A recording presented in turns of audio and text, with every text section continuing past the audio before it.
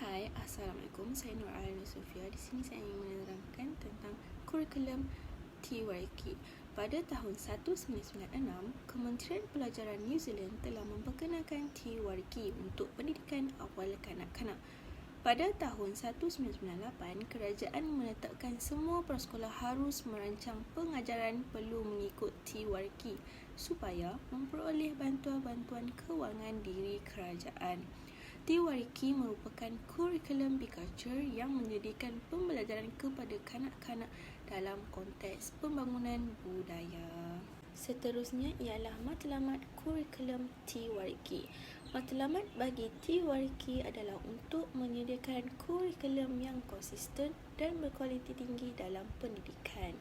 Kurikulum ini juga direka untuk memupuk pembelajaran kanak-kanak melalui pengalaman dan penjagaan kanak-kanak dari lahir hingga masuk ke alam persekolahan.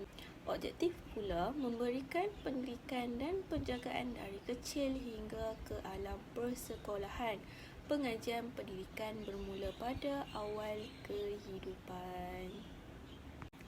Tujuan TYK pula, tujuan kurikulum ini dibuat untuk menyediakan satu rangka kurikulum yang akan menjadi asas bagi kurikulum konsisten dan program pendidikan awal kanak-kanak. TYK mempunyai 6 kaedah pelaksanaan. Yang pertama, Britain menjajah New Zealand malah memberikan kesan tahun. Yang kedua, New Zealand tidak bergantung kepada Britain. Yang ketiga, menukar ekonomi kepada bidang perindustrian. Yang keempat, parti berusaha dalam pembaharuan kementerian memperkenalkan TYK. Yang keenam, kerajaan menetapkan semua prasekolah merancang pengajaran. Sekian, terima kasih daripada saya.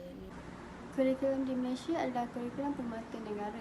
Program permata negara menggunakan moto setiap anak permata negara. Moto ini bermaksud setiap anak sebagai individu yang mempunyai hak untuk mendapatkan pendidikan dan asuhan terbaik yang perlu diberikan sejak awal usaha.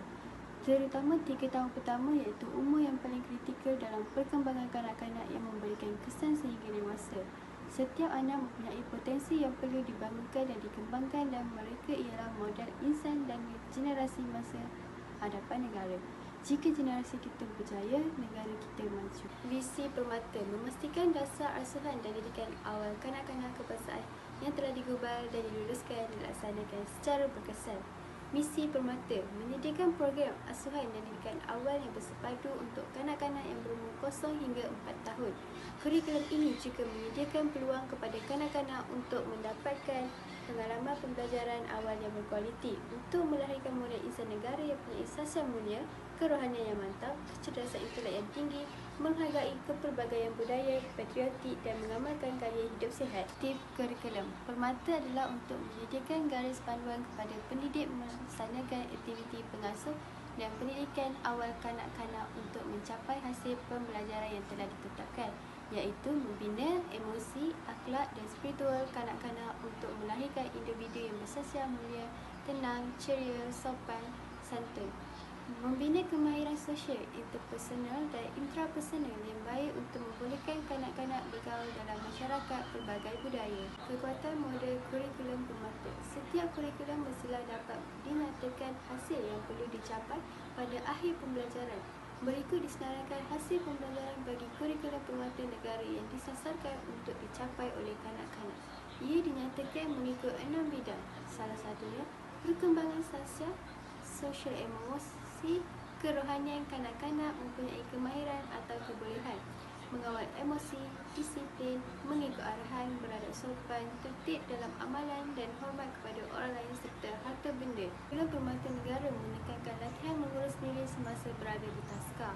Kanak-kanak dilatih dan diajar untuk menjaga diri seperti makan, mandi, pergi ke tandas, memakai pakaian, menggosok gigi, menyikat rambut, mengambil barang mainan sendiri dengan diselia dan dibantu oleh pendidik atau penolong pengasuh. Dengan cara ini, kanak-kanak belajar berdikari dan berdisiplin. Aspek kebersihan dan keselamatan diri amat penting kepada pemakanan dan gaya hidup sihat kanak-kanak. Permata negara ini bakal menjadi warga negara Malaysia yang terbaik dari segi peribadi, ceria, bijaksana dan berakhlak mulia. Permata merupakan program yang digunakan oleh pendidik untuk mendidik di taska serta tadika. Falsafah kurikulum permata negara